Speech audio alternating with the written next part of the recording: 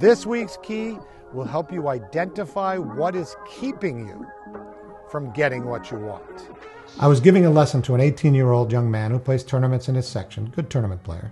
His agenda was to play 2 out of 3 sets in a match-like atmosphere and to become aware of when he would choose the wrong shot. His second agenda item was to identify what parts of his game needed attention for the work during the week ahead. Nice, specific, and prioritized agenda. I brought another junior with me who he didn't know and who was a little younger than him to our lesson. As you can imagine, 2 young men playing 2 out of 3 sets to see who was better brought an atmosphere of tension to the moment. My student got all the way to 2-2 serving, 30-15 before he made a poor shot selection. And as soon as he chose the wrong shot, his shoulders caved in and his head lowered. He looked like the definition of the word defeated. I stopped and asked him why he looked so defeated. And he said, because that was the wrong shot. I said, I know, but wasn't your goal to become aware of when you choose the wrong shot? He said, yeah, with his head still hanging low. My response to his defeated look was, let me tell you the neurochemical reality of the brain and how we learn. When you started this match, you began producing adrenaline.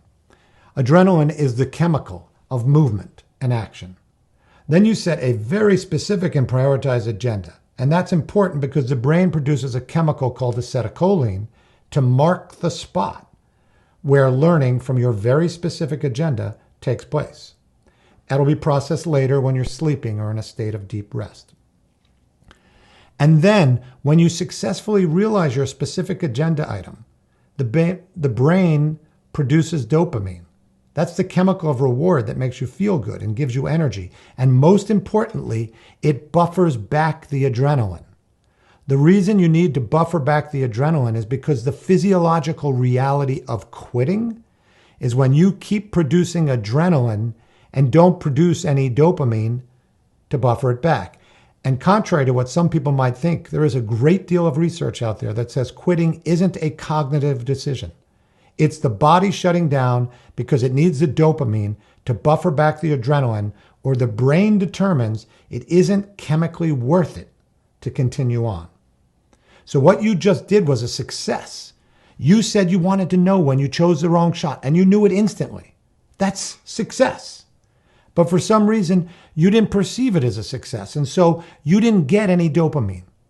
And as the match wears on, and you are going to get closer and closer to giving up because you're producing lots and lots of adrenaline and you're not producing anything to buffer it back. And that is why at the end of every practice session you have, or every match you play, you look like somebody beat you up. That's why you stopped enjoying tennis last summer and you wanted to quit.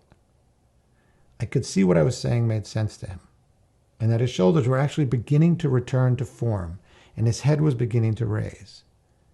And it was at that moment that I said, so let's see if we can figure out what your hidden agenda is. Do you know why you felt so defeated? He said, yeah. Every time I miss, I feel like I failed. Now, I chose not to mention to him at this moment the fact that the number 1 player in the world loses or misses 45% of all the points he plays. But what I did say was, your agenda was to identify when you made the wrong shot. Were you successful? He said, yeah. Yeah, it was. Yeah, that makes sense. And I did know it right away, so I really was successful. Wow, that's amazing. And I could see in that moment that he actually got dopamine. We have to balance the chemicals in our brain in order to optimize our learning, in order to unlock breakthroughs. As I said earlier, my job as a TELOS tennis instructor is to help my students to discover, clarify, and fulfill their agenda. I do that by creating an optimal learning environment so that you can have breakthroughs every time you play. In my course, Playing TELOS Tennis, I go into what happens when you feel you weren't successful on your agenda. The most important thing for me to be aware of is that if you don't feel successful on your agenda, the reason is almost always because you have a hidden agenda. And this revelation is a great opportunity for you to truly understand the importance of a specific and prioritized agenda as being essential to helping you expose your hidden agenda to the light of day. All right, that's it for this week. Don't forget again to hit the like button, subscribe, ring the notification bell, and until next time, enjoy the TELOS Tennis adventure.